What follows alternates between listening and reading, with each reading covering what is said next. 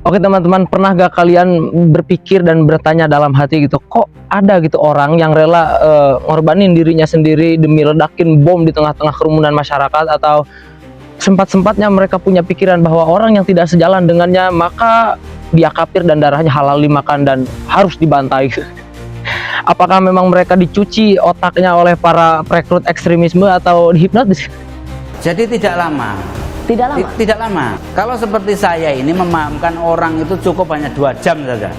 2 jam Anda bisa mampu Iya. memprovokasi untuk bergabung dengan Anda? Memprovokasi sampai siap bunuh diri. 2 jam? Ya.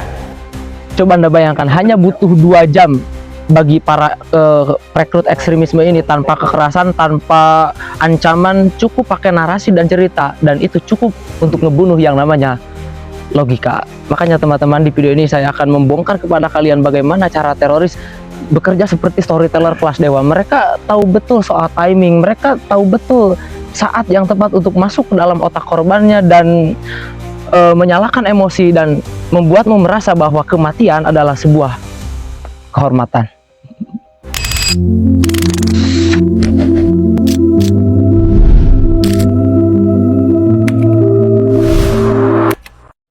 Oke teman-teman, sebelum ke pembahasan, perlu kita ketahui bahwa hari ini sejak video ini dibuat, alhamdulillah pertumbuhan ekonomi Jawa Barat naik mencapai 4,98%, dan hal ini tentu melampaui pertumbuhan ekonomi nasional loh. Dan hal ini tentu tidak lepas dari kebijakan-kebijakan dari gubernur kita Pak Dede Mulyadi, terima kasih, dan konsumsi masyarakat Jawa Barat. Nah, ketika kalian membeli produk lokal seperti pakaian dan lain sebagainya, maka kalian tidak sedang menghidupi ekonomi Prancis, Pak, tapi kalian sedang menghidupi ekonomi kita sendiri. Makanya teman-teman, saya ada rekomendasi pakaian adat dari Tok Galeri.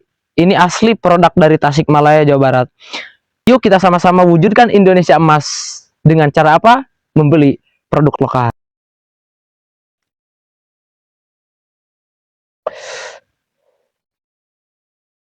Oke teman-teman, pertama yang harus kita ketahui bahwa motif utama dan dasar utama pelaku terorisme ini tidak lain tidak bukan adalah jihad fisabilillah.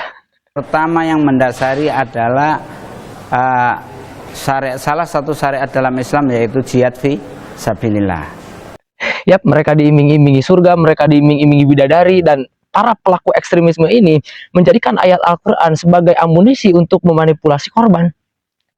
Itulah mengapa saya berani katakan kepada kalian bahwa ketika Al-Quran dimaknai dengan hanya sebatas literaturnya, sebatas tekstualisnya saja, maka Quran akan sangat berbahaya, Pak. Dan ayat-ayat seperti surat Al-Maidah ayat ke-44, "Wa man lam yahkum bima anzalallahu faulaika humul kafirun," itu ketika dimaknai hanya sebatas literaturnya saja, tekstualisnya saja, itu akan sangat berbahaya, Pak. Itulah mengapa doktrin-doktrin para perekrut ekstremisme ini sangat kuat, Pak, pengaruhnya terhadap masyarakat. Kenapa? Karena backingannya Quran. Nah teman-teman, lalu bagaimana mekanisme kerja para perekrut ekstremisme ini dalam mempengaruhi dan memanipulasi otak korbannya? Nah, pertama yang harus kita pahami adalah suka atau duka bahwa setiap manusia itu punya luka, Pak. Kadang nggak terlihat tapi dalam gitu, seperti penolakan, kesepian, dan kehilangan arah. Dan saat itu terjadi, yang kamu butuhkan bukan lagi tentang rasional, bukan lagi tentang kebenaran, Pak. Yang kamu butuhkan adalah makna hidup. Nah, mereka, para perekrut terorisme ini datang bukan dengan senjata, mereka datang dengan pelukan, mereka mendengarkan, mereka menyimak.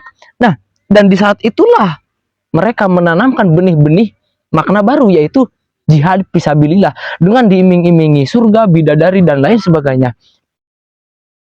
Teman-teman, Albert Camus bilang bahwa satu-satunya pertanyaan filsafat yang paling penting di dunia ini adalah apakah hidup ini layak untuk dijalani? Maka para perekrut ekstremisme ini membalik itu dengan mati adalah jawabannya. Kenapa? Karena mati bagi mereka itu adalah sebuah puncak dari makna, dan bagi korban mati adalah kesempatan untuk menjadi seorang mujahid, kesempatan untuk menjadi seorang pahlawan. Nah, di dunia nyata kalian boleh saja dianggap remeh, tapi di dunia mereka kalian dianggap pahlawan dan kalian dianggap mujahid. Dan ketika hal ini terjadi, maka hidup kalian akan terasa lebih berarti. Cerita atau kata-kata itu bisa jadi selimut dan bisa juga jadi pedang, Pak. mereka para perekrut ekstremisme ini tahu bahwa otak kita itu rentan saat emosi naik. Itulah mengapa mereka itu selalu menceritakan tentang penderitaan umat, tentang bercerita tentang aksi heroik dan balas dendam yang suci, Pak. Dan otak kalian itu pelan-pelan beralih dari logika ke emosi. Dalam psikologi ini disebut dengan emotional hijacking, Pak, di mana neokortex atau otak rasional kalian itu dilumpuhkan oleh amigdala atau otak emosi, dan saat itu terjadi boom, logika akan kalah dan narasi menang. Teman-teman, yang bikin jebakan ini makin licin itu mereka tidak hanya jago ngomong, Pak, tapi juga pintar peduli. Mereka tanya kamu, mereka kasih kabar kamu, mereka mendengar keluh kesah kamu dan beri makan kamu, dan kalian akan merasa bahwa mereka itu peduli, mereka tulus. Padahal mereka sedang membungkus kamu dalam karung narasi. Mereka tidak mencintai kalian, tapi mereka mencintai ideologi kalian, dan kalian hanya sebatas pertalite. Kalian hanya dijadikan bahan bakar untuk menghidupi misi mereka. Senjata mereka bukan cuma peluru, Pak, tapi narasi. Yang mereka produksi bukan pasukan, akan tapi martir. Dan pabriknya ada di grup WhatsApp mereka. Mereka cerita tentang ketertindasan, mereka cerita tentang penghormatan, mereka diiming-imingi surga, bidadari, dan lain sebagainya. Dan akhirnya cerita tersebut perlahan masuk ke dalam otak kalian. Dan seseorang yang tadinya patah hati, berubah jadi bom berjalan. Terima kasih. Semoga bermanfaat. Jangan lupa di video selanjutnya.